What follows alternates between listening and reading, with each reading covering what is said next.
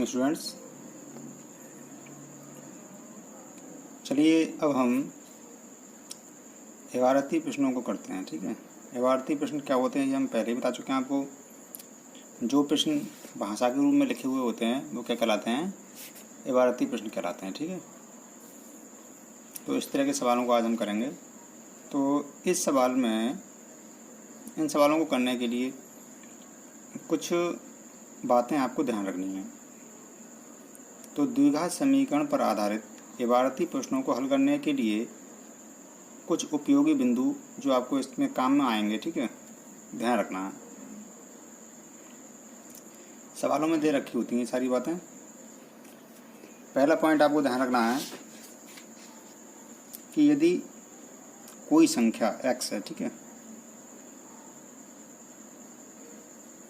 वैसे तो आपको ज़्यादातर बातें आती हैं ये, लेकिन जिन्हें नहीं आती हैं उनके लिए बताना ज़रूरी है। यदि कोई संख्या x आपने मान ली, ठीक है, तब इसका व्युत्क्रम क्या होगा, तो इसका व्युत्क्रम 1/x होगा। ठीक है, ज़्यादातर बच्चों को ये बात आती होगी, ठीक है, लेकिन कुछ बच्चों को नहीं आती है तो उन्हें पता होना ज़रूरी है। अगर आपने कोई संख्या x मान ली तो उसका व्युत्क्रम क्या होगा, 1/x हो जाएगा। ठीक है, दूसरा बिंदु है, यदि आपको संख्याएं माननी हो वो भी क्रम से। क्रम का मतलब आप जानते ही हो, 1 1 के बाद 2 2 के बाद 3 3 के बाद 4। तो ये क्या, एक क्रम है, एक व्यवस्थित क्रम है ये। ठीक है, तो 3 क्रमागत संख्याएं, चाहे 3 मानो, चाहे 2 मानो, चाहे 4 मानो, 3 क्रमागत संख्याएं, एक आप x मान लीजिए। अब x अगर आप इसे 1 मान लिया तो अगली संख्या होगी वो क्या होती है, 1 ज़्यादा होती है। तो x में आपने क्या जोड़ दिया, 1 जोड़ दिया। फिर इससे अगली संख्या क्या होगी, वो इससे कितनी ज़्यादा होगी, x से कितनी ज़्यादा होगी, 2 ज़्यादा होगी। ठीक है, तो ये संख्या आपका मान लेंगे 3 क्रमागत संख्याएं।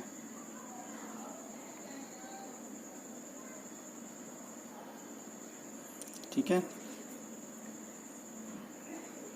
अगला पॉइंट देखिए, अगर आपको विषम या सम संख्याएं मानने हो तो तब क्या होगा, 3 सवालों में दे दिया है सम या विषम, तब क्या होगा, 3 क्रमागत सम या विषम संख्या। ठीक है, तब आप जानते हैं, जैसे मान लीजिए 2 है, इसे आप सम संख्या मान लीजिए, तो इसे हमने क्या मान लिया, 2 मान लिया। तो 2 से अगली सम संख्या क्या होगी, 4 होगी।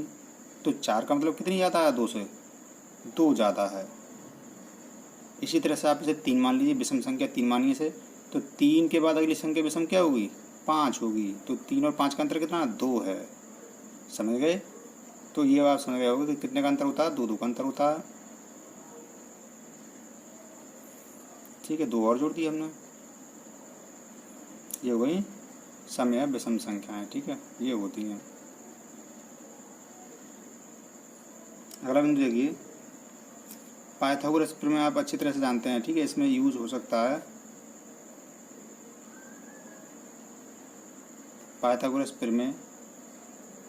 क्या होती है, पाइथागोरस प्रमेय जो होती है वो किसमें लगाते हैं, समकोण त्रिभुज में। समकोण त्रिभुज किसे कहते हैं, जिसमें एक कोण 90 अंश का होता है। तो ये कोण हमने 90 अंश का मान लिया, जैसे ABC। इसके सामने भुजा क्या कहते हैं, कर्ण कहते हैं। इसे हम K से लिख देते हैं शॉर्टकट में। एक कोण, ये कोण मान लिया हमने, तो ये नीचे का ये कोण और 90 अंश के बीच की जो होता है उसे हम क्या बोलते हैं, आधार बोलते हैं। इसे ऐसे लिखते हैं। देखो ये ध्यान रखना, आधार हमेशा क्या होती है, एक कोण और ये इसके बीच का। ठीक है, अगर कोण नहीं दे रखा तो हम नीचे वाला मानते हैं आधार। ठीक है, लेकिन त्रिकोणमिति में कोण जरूर दिया होता है। चलिए वहाँ अलग बात करेंगे। और ये जो खड़ी वाली होती है रेखा भुजा, उसे हम कहते हैं लंब। ठीक है, इसे एल से लिख दे रहे हैं।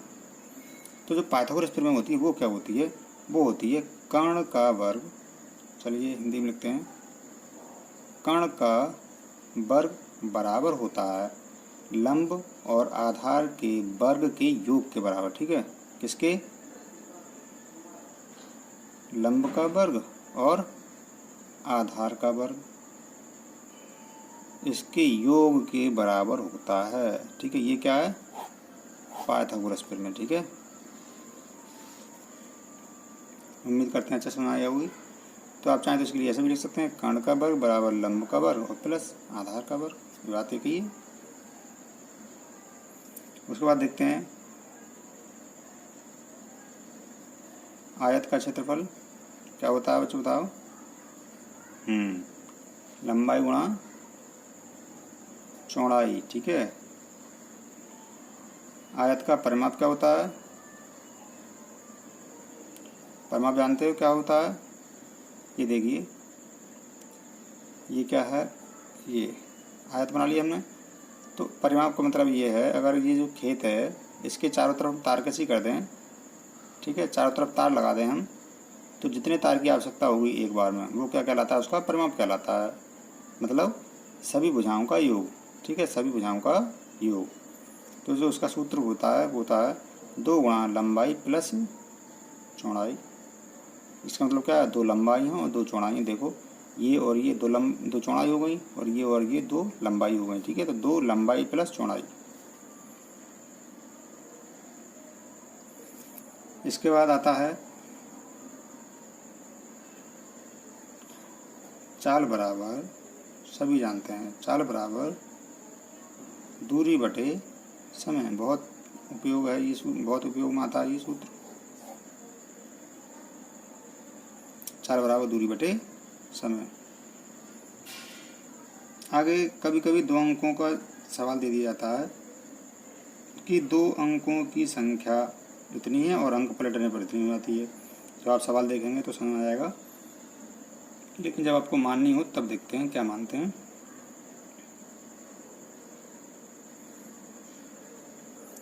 दो अंकों की संख्या जब आपको माननी हो तब क्या मानते हैं, तब मानते हैं 10x प्लस y, और x तथा y क्या है बच्चों, x, चलिए x क्या है, x है, देखो क्या है x, अगर हमने ये 12 लिख दिए, ठीक है, तो ये तो होता है इकाई का अंक, और ये क्या है, दहाई का अंक। तो x क्या है, इधर वाला है, तो ये क्या होगा, दहाई का अंक हो गया। ठीक है, ये दहाई का अंक होगा, और ये क्या होगा, इकाई का अंक हो गया। ठीक है, तो ये क्या हुई, ये संख्या हो गई जो बनती है संख्या। अगर एक इकाई का अंक है y और दहाई का अंक है तो क्या करेंगे, संख्या जो बनेगी वो इस प्रकार से बनेगी। ठीक है, माना इकाई का अंक x, इकाई का अंक y और दहाई का अंक x है, तब संख्या क्या बनेगी, इस तरह से बनेगी। और अंक पलट दोगे तब क्या होगा, अंक पलटने पर जो संख्या बनेगी, अंक पलटने पर प्राप्त नई संख्या हो जाएगी आपकी। अब अंक पलटना आपको बस, तो 10 तो यहीं रहेंगे, दहाई का अंक तो इधर ही रहता है हमेशा। ये अंक पलट दिया हमने, लीजिए, ये अंक पलटने पर प्राप्त नई संख्या हो जाएगी। तो ये जो हमने आपको जो सारी बातें बताई, इन संख्याओं को नोट कर लें और याद रखें हमेशा। ठीक है, आपको ज़्यादातर तो बातें याद होंगी, लेकिन जिन्हें याद नहीं है वो याद रखें, तभी आप ये इबारती प्रश्नों को हल कर पाएंगे, वरना एक भी सवाल आपसे हिलने वाला नहीं है बिल्कुल भी। तो चलिए अब सवालों को करते हैं। प्रश्नावली 4.1, इसके दूसरे का पहला सवाल है कि एक आयताकार भूखंड है। आयताकार, अब नाम से ही आप जान गए आयताकार है, तो आयत बना लीजिए जल्दी से। ठीक है, ताकि आपको क्या हो जाएगा, समझ में आ जाएगा अच्छे से। इसका क्षेत्रफल कितना है, 528 मीटर स्क्वायर है। भूखंड की लंबाई जो है वो चौड़ाई से दोगुनी तो है, दोगुने से 1 अधिक है। ठीक है, दोगुने से 1 अधिक है, मतलब 1 मीटर ज़्यादा है। ठीक है, कितने से, दोगुने से ज़्यादा है। तो इसकी हम चौड़ाई मान ली, चलिए x मान ली। ये इसकी जो लंबाई है वो दूनी कर दो इसकी, पहले तो चलो दूनी कर दी हमने, ये कर दी दूनी। अब दूनी से भी कितनी ज़्यादा है, 1 ज़्यादा है, तो 1 और जोड़ दिया हमने इसमें। लीजिए ये क्या आ गई, लंबाई आ गई इतने मीटर, ये क्या आ गई, चौड़ाई आ गई इतने मीटर।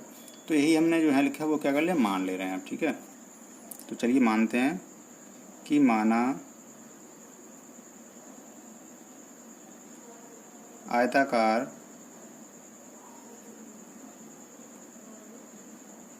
भूखंड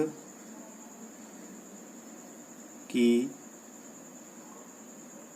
चौड़ाई कितनी, x मीटर है, ठीक है।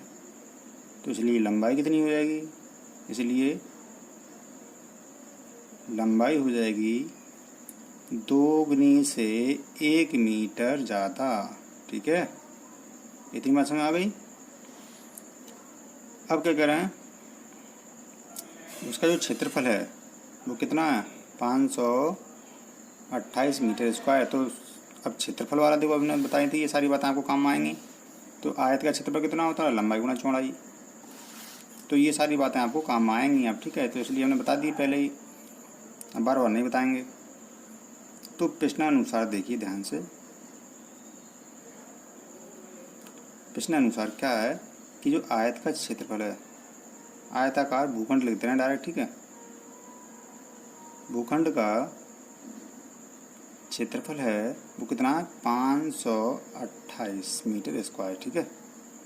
अब आयत का क्षेत्रफल होता कितना होता है, लंबाई गुणा चौड़ाई। लंबाई गुणा चौड़ाई कितनी होती है, 528। और लंबाई कितनी है, ये देखिए लंबाई रही यहाँ से यहाँ तक, तो ये है 2x + 1, ये तो हो गई लंबाई। और चौड़ाई कितनी है, चौड़ाई हमने मानी थी x, यहाँ से ले लीजिए, ठीक है। ये कितनी है, चौड़ाई है, ये लंबाई है, बराबर कितने, 528। अब क्या करनी है, इसमें आपको गुणा करना है, तो गुणा कर दीजिए इसकी। तो x गुणा करेंगे 2x से तो वह 2x² प्लस इसी गुणा ऐसा करेंगे तो वह x एकम x बराबर 528 को आप जो है बाईं तरफ ले आइए। तो 2x² प्लस x और माइनस के 528 बराबर क्या, 0। तो आप इसे ध्यान से देख रहे होगे, तो ये क्या आ गई, ये आ गई द्विघात समीकरण, ठीक है। कौन से रूप में आ गई, द्विघात समीकरण के रूप में आ गई है। तो अब ये क्या करना है, आपको हल करना है द्विघात समीकरण वाले, ठीक है। हम इससे x का मान ज्ञात कर लेंगे। तो x का मान ज्ञात करने से क्या होगा, चौड़ाई और लंबाई ज्ञात हो जाएगी। लेकिन अगर हम बात करें 4.1 में जो प्रश्नावली दे रखी है, इन सवालों में क्या किया है, कह रहे हैं कि इन स्थितियों को द्विघात समीकरण के रूप में निरूपित कीजिए, द्विघात समीकरण के रूप में निरूपित कीजिए। तो केवल और केवल यहीं तक कह रहे हैं कि यहीं तक आप सवाल करिए, बस यहीं तक हल कीजिए, ठीक है। तो लेकिन आपको तो आना चाहिए इससे आगे भी, ठीक है, क्योंकि आगे भी ज्ञात करवा सकते हैं। तो किताब के अनुसार तो आपका आंसर क्या आएगा, यहीं आ गया, ठीक है। लेकिन अगर आप चाहते हैं कि कितनी लंबाई है और कितनी चौड़ाई है, तो आपको क्या करना है और आगे हल करना पड़ेगा, ठीक है।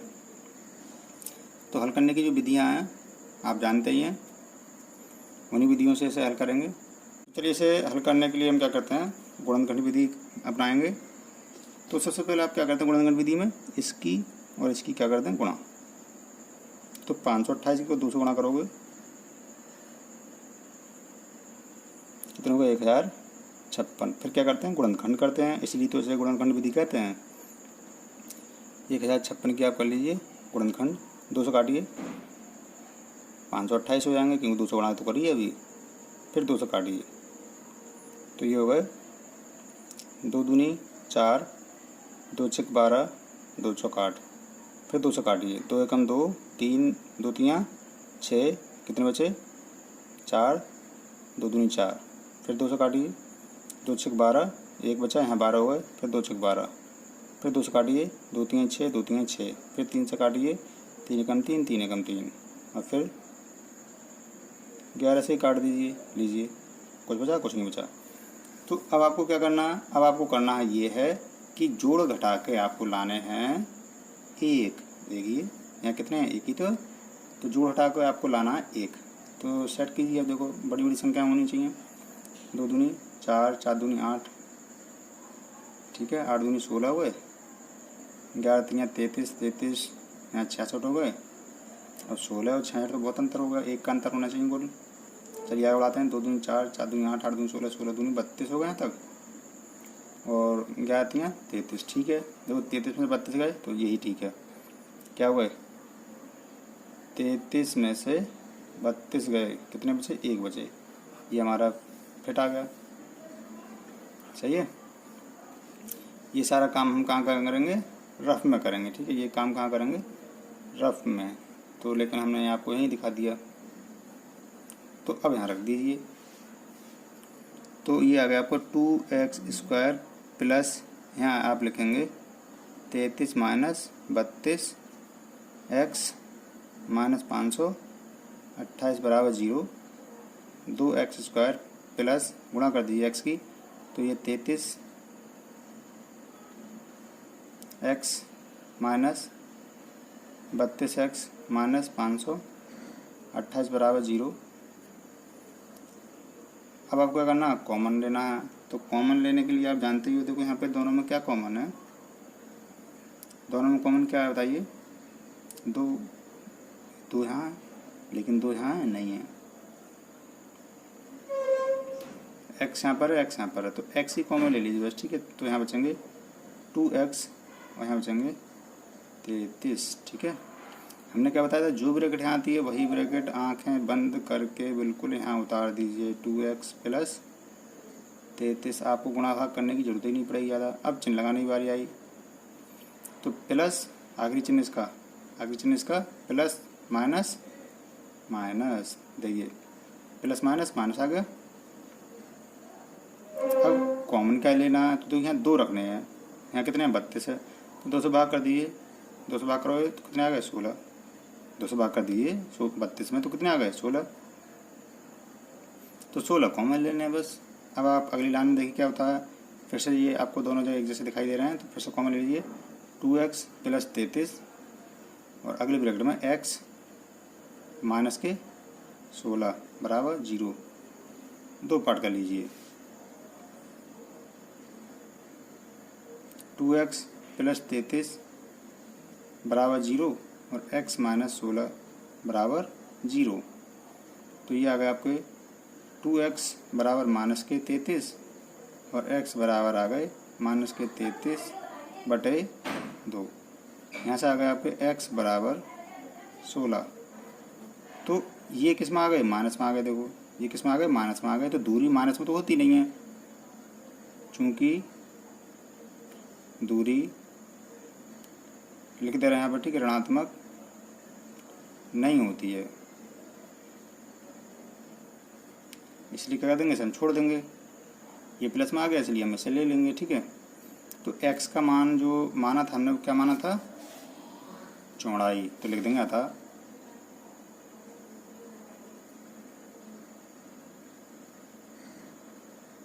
भूखंड की चौड़ाई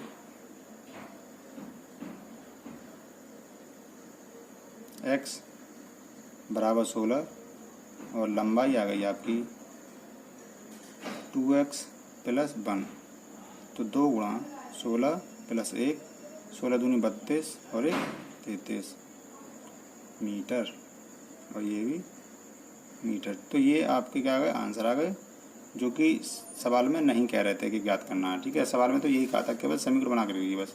तो समीकरण आपको यहीं तक रखनी है, लेकिन आप आगे भी हल कर लीजिए, क्योंकि आगे भी हल करना आना चाहिए हमें, ठीक है। इसके आगे जो है अपनी तरफ से किया है। चलिए अब अगला सवाल करते हैं।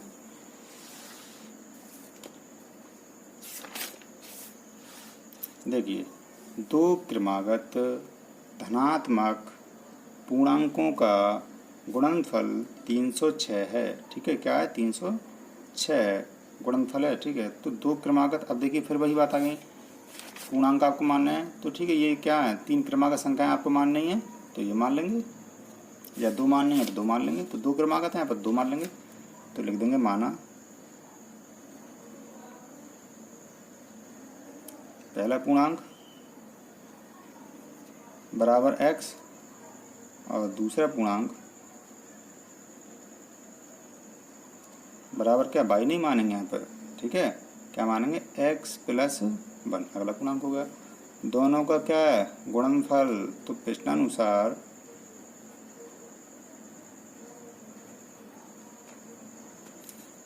क्या, दोनों का गुणनफल, तो दोनों की गुणा इनकी तो गुणा होगी, तो x की गुणा किससे होगी, x प्लस 1 से होगी। तो दोनों की गुणा जब कर रहे हैं तो कितने आ रहे हैं, 306 आ रहे हैं, ठीक है, यही तो बात है। तो चलिए अब गुणा कर लीजिए इसकी।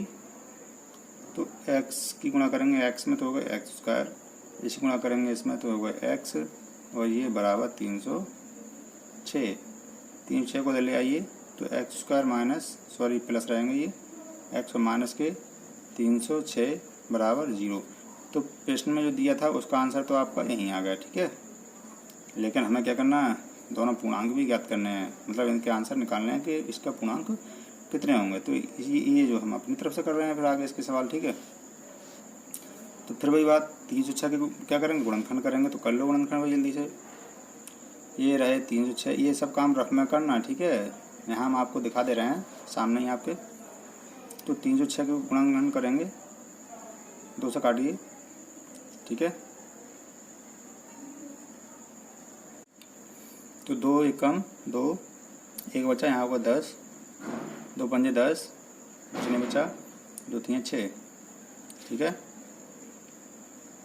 फिर काटिए इसके लिए 3 से, क्योंकि 2 से तो कटेंगे नहीं। तो 3 पंजे 15 और 3 एकम 3। अब फिर काटिए 3 से, 3 एकम 3, 2 बचे, 3 सत्ते 21, ठीक है। फिर 17 से काटने पड़ेंगे, मजबूरी है क्योंकि और से तो किसी कटे ही नहीं संख्या ये। अब आपको क्या करना है, गुणनखंड कर लिया हमने। अब आपको गुणा क्या कितने लाने हैं, 1 लाना है। देखिए यहाँ कितने हैं, 1 ही तो है यहाँ पर, तो 1 आपको लाना है। गुण जोड़ हटा के हम कितने लाने, 1 लाना है। तो 2 3 6 और 6 3 18, 18 में 17 गए, आ गए। देखो 18 में से 17 गए, कितने आ गए, 1 आ गए। भाई तो लाना था, बहुत अच्छी बात है ये तो रख दीजिए एक्स स्क्वायर प्लस 1 की जगह कितने रखने हैं, 18 माइनस 17, 18 माइनस 17, ये x और माइनस के 306 गुणा कर दीजिए इसकी, x square plus 18 x minus 17 x minus 306 बराबर 0। कॉमन ले लीजिए, दोनों में से x कॉमन है, यहाँ बचे x, यहाँ बचेंगे प्लस के 18। बताया था हमने, जो ब्रैकेट यहाँ थी वो ब्रैकेट यहाँ उतार दीजिए आंखें बंद करके, x प्लस 18 बराबर 0। अब चिन्ह कैसे लगाते हैं वो भी बता चुके हैं। देखो ये प्लस और ये माइनस, प्लस माइनस क्या होता है, माइनस होता है। अब यहाँ देखिए यहाँ कितने हैं, x रखना है आपको, x के अलावा क्या नज़र आ रहा है आपको, 17। खींच लो बाहर, इसको खींच लिए बाहर, अपना फिट हो गया। कॉमन ले लिए फिर से, तो यहाँ बचेगा x प्लस 18, अगली ब्रैकेट में क्या बचे, ये बचे x और ये बचे माइनस 17 बराबर क्या, 0, ठीक है। फिर से वही 2 पार्ट कर लीजिए।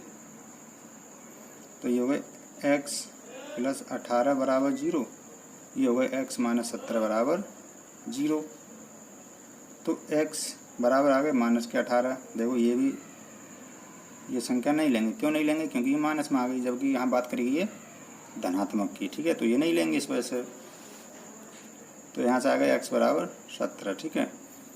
तो ये x का मान क्या है, पहला पूर्णांक, तो ये पहला पूर्णांक हो गया, लिख देंगे। अतः पहला पूर्णांक हो गया x कितने, 17, और दूसरा पूर्णांक कितना है, दूसरा पूर्णांक जो है वो है x प्लस 1। तो 17 प्लस 1 कितने हो गए, 18 हो गए। तो ये आपके आ गए, आंसर आ गया, एक आंसर ये आ गया और एक आंसर आपका ये आ गया, ठीक है। तो बहुत ही आसान है ये सारे सवाल। अगला सवाल देखते हैं कि रोहन की माँ उससे 26 वर्ष बड़ी है, किससे? रोहन से ही बड़ी होगी। रोहन की बात हो रही है, उसकी माँ की बात हो रही है, ठीक है। इनकी आयु का गुणनफल अब से 3 साल बाद 360 हो जाएगा। रोहन की वर्तमान आयु ज्ञात कीजिए, ठीक है। तो ये सवाल करना बहुत ही आसान है। तो चलिए सवाल देखते हैं कि रोहन की आयु कितनी मान लेंगे। माना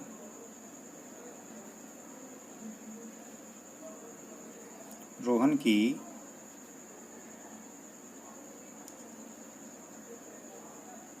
जो चीज़ ज्ञात करनी होती है वही चीज़ मान लेते हैं, ठीक है। इसमें यही तो कह रहे हैं रोहन की वर्तमान आयु ज्ञात करो, तो वही हमने मान ली कि माना रोहन की वर्तमान आयु कितनी मान ली, x वर्ष। तो उसकी माँ की आयु कितनी हो गई, माँ कितनी बड़ी है उससे, 26 वर्ष बड़ी है। तो माँ की वर्तमान आयु हो गई x प्लस 26 वर्ष, ठीक है। अब प्रश्नानुसार देखते हैं। कह रहे हैं कि इनकी आयु का गुणनफल अब से 3 साल बाद, यानी अब से 3 साल बाद बात हो रही है। तो 3 साल बाद की बात जो हो रही है उसमें क्या करेंगे, 3 साल जोड़ने पड़ेंगे। इसमें भी 3 साल, इसमें भी 3 साल, क्योंकि 3 साल बाद तो ये भी 3 साल बढ़ जाएगा, ये भी 3 साल बढ़ जाएंगे उनकी माँ भी, ठीक है। तो वही हम करेंगे इसमें। तो x में भी हमने 3 जोड़ दिए और x प्लस 26 में भी 3 जोड़ दिए, ठीक है। इनका गुणनफल, इनकी क्या कर दी, गुणा कर दी। कितनी हो जाती है, गुणा 360 हो जाती है। बात समझ आ गई? समझ में आ गई तो अच्छी बात है, ना समझ में आई तो फिर से देख लो। इसमें भी हमने 3 जोड़ दी और इसमें भी 3 जोड़ दिए, ठीक है। और दोनों गुणनफल कितना कर दिया, 360। तो ये आ गए आपके x प्लस 3 और ये हो गए x प्लस 26 और 3 29 बराबर कितने, 360। तो अब इनकी गुणा कर लेते हैं। x गुणा x करिए तो ये हो गया आपका x स्क्वायर, x गुणा करिए 29 से तो ये आ गए प्लस के 29x। अब 3 गुणा करिए x से तो ये आ गए 3x और 3 गुणा करिए 29 से तो ये हो गए 3 9 27 और 3 9 6 और 2 8 बराबर 360। ये आपके आ गए x स्क्वायर 29x और 3x, ठीक है। कितने हो गए, 32x प्लस 87। ये 360 ले आएंगे बाईं तरफ तो ये हो गए माइनस के 360 बराबर क्या बचा, कुछ नहीं, मतलब 0 बचा। अब क्या करेंगे, एक्स स्क्वायर प्लस 32x और यहाँ 360 में से क्या करेंगे, 87 घटा देंगे तो आ गए 273 बराबर 0। अब फिर वही करना है, क्या करना है कि 273 गुणनखंड करो और जोड़ हटा के लाने हैं 32। तो 273 200 तो कटेंगे नहीं, देखो 3 से काटिए, 3 9 27, 3 एकम 3 फिर 7 से काटिए, ठीक है, क्यों 3 से तो कटेंगे नहीं अब ये। तो 7 एकम 7, 7 3 21, 2 बचे यहाँ पर 21 हो जाएंगे। उसके बाद 13 से काटिए, 1 आ गया, ठीक है। तो लाने कितने आपको, 32 लाने हैं। तो 7 3 21, अब 21 में 13 घटाएंगे तो 32 थोड़ा ना होंगे ना, जुड़ का आएंगे इतने। तो हाँ 13 3 39 और में से घटा देंगे 7, कितने आ गए 32, ठीक है, बन गई बात, बस कर दीजिए। तो ये आपके आ गए x square plus 39 minus 7 x minus के 273 बराबर 0, एक्स स्क्वायर प्लस के 39x माइनस के 7x और माइनस के 273 बराबर 0। उसके बाद अब देखो कॉमन लेने की बारी आई तो इन दोनों में से आपको क्या कॉमन दिख रहा है, x प्लस 39, जो ब्रैकेट यहाँ थी वही ब्रैकेट यहाँ उतार देते हैं, x प्लस 39 बराबर 0, चिन्ह देखिए प्लस माइनस माइनस, यहाँ आपको x रखना है, x के अलावा क्या नज़र आ रहा है 7, बाहर निकालो तो x प्लस 39, यहाँ बचे x माइनस 7 बराबर 0। ठीक है, फिर भाई दो पार्ट कर लें तो x प्लस 39 बराबर 0, x बराबर माइनस के 39, तो माइनस में संख्या आ गई इसलिए छोड़ो, x माइनस 7 बराबर 0, x बराबर कितने आ गए 7 आ गए, तो ये ठीक है, प्लस के आ गए। ठीक है, तो यहाँ लिख देंगे अतः, यहाँ लिख दिए अतः रोहन की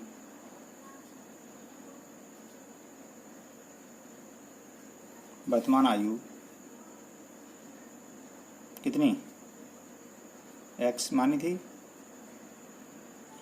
ये आ गई आपकी 7 वर्ष। ठीक है, और माँ की, रोहन की माँ की वर्तमान आयु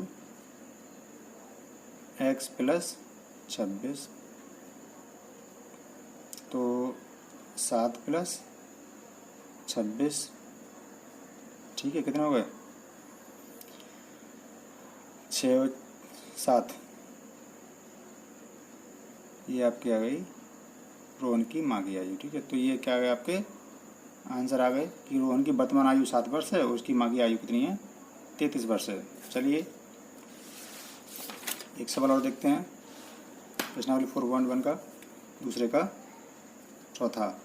कह रहे हैं एक रेलगाड़ी जो है 480 किलोमीटर प्रति घंटा की चाल से चलती है, समान चाल से चलती है। ठीक है, यदि इसकी चाल जो है 8 किलोमीटर कम हो जाए तो एक दूरी, निश्चित दूरी है, उसे तय करने में से 3 घंटे ज़्यादा लगेंगे। तो रेलगाड़ी की चाल ज्ञात कीजिए।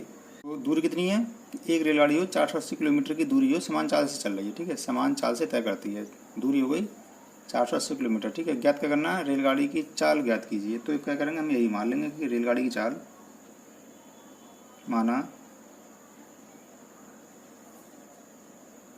रेलगाड़ी की चाल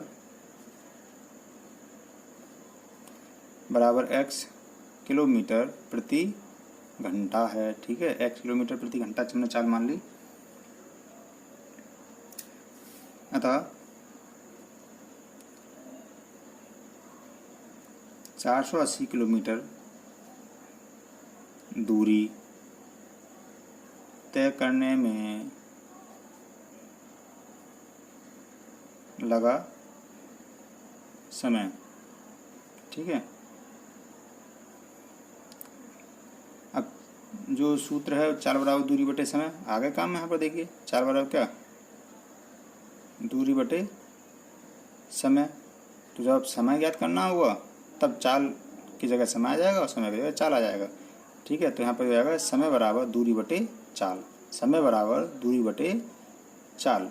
ठीक है, तो यहीं समय निकालना है, देखो तो वही जाएगा दूरी बटे चाल। तो दूरी कितनी है 480 और चाल कितनी है, चाल कितनी है x, यही तो मानी थी हमने चाल। ठीक है, यदि 8 किलोमीटर प्रति घंटा की चाल क्या कर दी जाए, कम कर दी जाए। ठीक है, यदि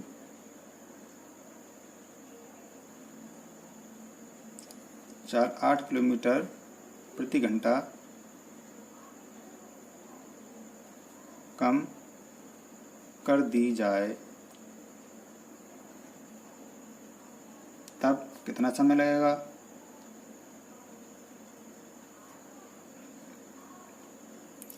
तब रेलगाड़ी द्वारा लिया गया समय। ठीक है, अब देखो दूरी तो उतनी है 480। ठीक है, और चाल क्या कर दी, जो चाल थी पहले उसमें से क्या कर दी 8 किलोमीटर प्रति घंटा के हिसाब से कम कर दी। तो 8 किलोमीटर प्रति घंटा क्या कर दी, हमने कम कर दी है। ये बात समझ आ गई। तो प्रश्नानुसार अगर हम देखें तो दोनों का अंतर कितना है, देखिए यदि इसकी चाल 8 किलोमीटर प्रति घंटा कम कर दी जाए तो उसी दूरी को तय करने में 3 घंटे अधिक लगते हैं। ठीक है, तो अंतर कितना है, 3 घंटे ज़्यादा लगेंगे। तो दोनों का अंतर कितना होगा 480 बटे x माइनस 8, घटा देंगे 480 बटे x बराबर कितने 3 घंटे अधिक लेती है। ठीक है, कॉमन ले लीजिए 480 बटे 1 बटे x माइनस 8 माइनस 1 बटे x बराबर 3। यहाँ हम क्या करेंगे,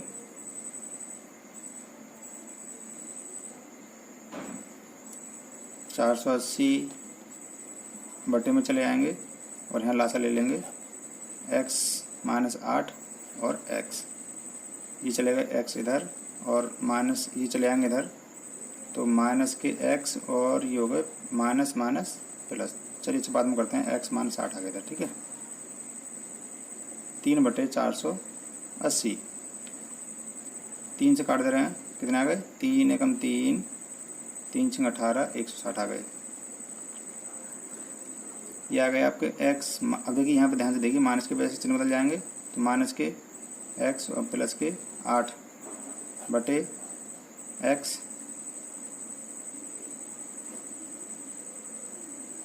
गुणा कर दीजिए, एक्स स्क्वायर माइनस के 8x बराबर 1 बटे 160। ये x से x कट गए, गुणा कर दीजिए क्या चाहिए, तो 160 की गुणा हो जाएगी 8 में, 160 की गुणा हो जाएगी 8 से, और ये आ गए एक्स स्क्वायर माइनस के 8x, इस गुणा कर दीजिए 16 × 128 बराबर एक्स स्क्वायर माइनस के 8x, इसे ले आइए उधर, तो एक्स स्क्वायर माइनस के 8x पहले से थे, ये जाकर होगा माइनस के 1280। ठीक है, बराबर क्या 0। तो इसके क्या करेंगे, गुणनखंड कर लेंगे। गुणनखंड चलिए यहाँ कर लेते हैं, 1280 200 काटिए, 2 × 12 2 × 8 0, फिर 200 काटिए, 2 × 6 2 दूनी 4, फिर 200 काटिए, 16 दूनी 32, फिर 200 काटिए, 8 दूनी 16, फिर 200 काटिए, 4 दूनी 8, फिर 200 काटिए, 2 दूनी 4, फिर 200 काटिए 10, फिर 200 काटिए, 2 पंजे 10, फिर 5 से काटिए 1। ठीक है, लाने कितने हैं 8, देखिए 2 दूनी 4 दूनी 8, 8 दूनी 16, 16 दूनी 32, कितने आ गया था 32, 2 दूनी 4, 4 दूनी 8, 8 पंजे 40, यहाँ कितने आ गए 40। चलिए 40 में से 32 हटाइए, कितने आ गए 8 आ गए, तो 40 में से 32 हटा देंगे 8 आ गए। ठीक है, ये हमारा बन गया। तो ये हो गए एक्स स्क्वायर माइनस के 8 की जगह हम लिख देंगे 40 माइनस 32x माइनस के 1280 बराबर 0। एक्स स्क्वायर माइनस के 40x और माइनस माइनस क्या होगा प्लस के 32x और माइनस के 1280 बराबर 0। एक्स स्क्वायर माइनस कॉमन लीजिए अब, तो x कॉमन ले लेंगे, यहाँ बचेंगे x माइनस 40, यहाँ क्या करेंगे 32 कॉमन ले लेंगे, यहाँ बचेंगे x माइनस 40 बराबर 0। x माइनस 40 कॉमन लेंगे और यहाँ x प्लस 32 बचे बराबर 0। x दो पार्ट कर लीजिए, x माइनस 40 बराबर 0, तो x बराबर कितने आ गए 40 आ गए, x प्लस 32 बराबर 0, x बराबर कितने आ गए माइनस के 32। तो ये हम छोड़ देंगे क्योंकि माइनस में संख्या आ गई। तो जो चाल कितनी है 40 किलोमीटर प्रति घंटा। क्या माना था, माना रेलगाड़ी की चाल x किलोमीटर प्रति घंटा, तो रेलगाड़ी की चाल कितनी हो गई 40 किलोमीटर प्रति घंटा लिख देंगे। अतः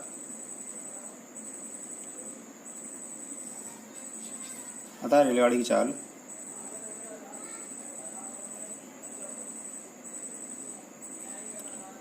40 किलोमीटर प्रति घंटा है। ठीक है, चलिए इस वीडियो में यहीं तक, इसके आगे जो हम अगली वीडियो में पढ़ाते हैं, तब तक मन लगा के पढ़ते रहिए।